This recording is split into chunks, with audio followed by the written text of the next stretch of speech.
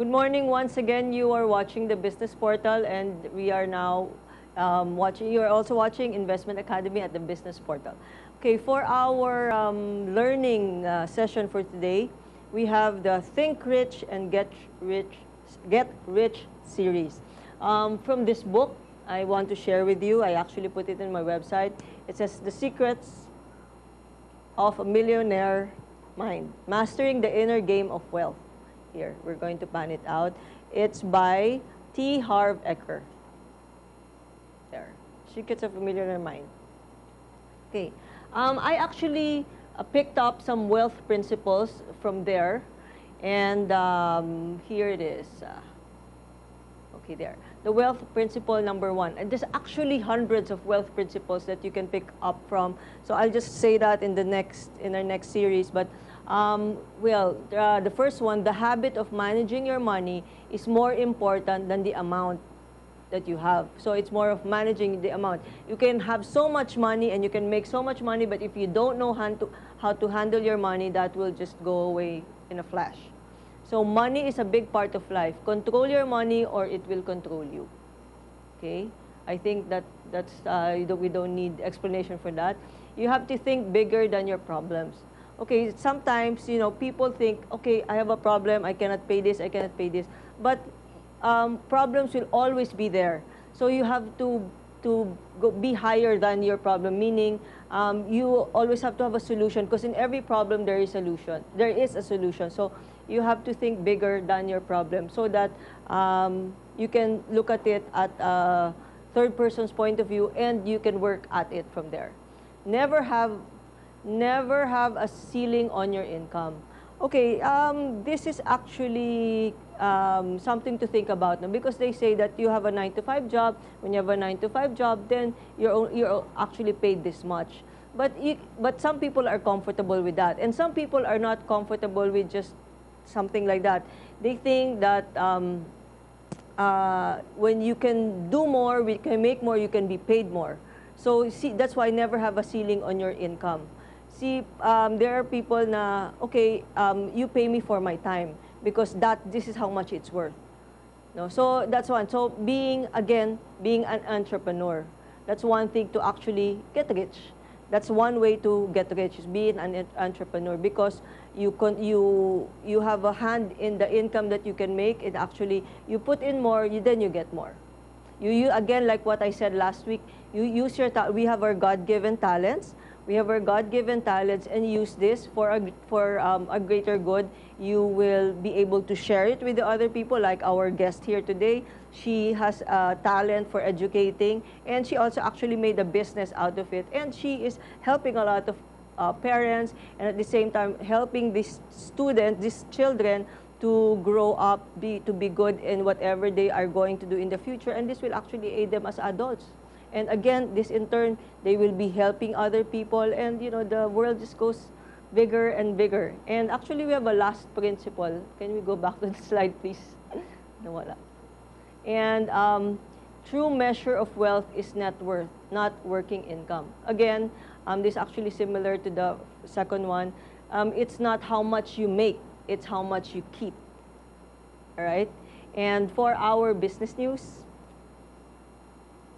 okay, banking, business, and finance news. OFW inflows up 5.8% to $1.58 billion in February.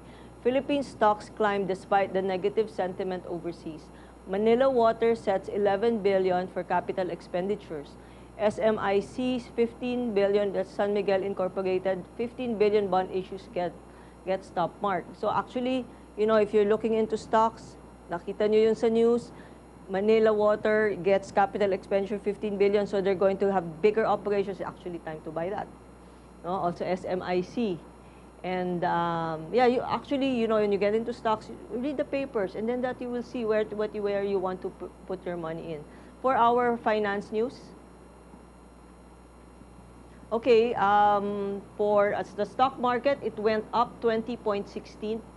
And for the index, it's 5,117.46. It opened at 5,097.30. It went on a high of 5,119.47. It went on a low of 4,070.76. For our peso-dollar exchange rate, it opened at 42.750. It went on a high of 42.700. It went on a low of 42.810, and it averaged 42.753. Okay, if you want to get in touch with us, again, just askro@gmail.com, www.rowenasuarez.com, and at Facebook, just askro, and Twitter, just _askro. Okay, going back to our interview today with the CEO of Galileo Enrichment Learning Program, Ms. Rowena Mati, Rowie for short, and I am Ro. She's Rowie.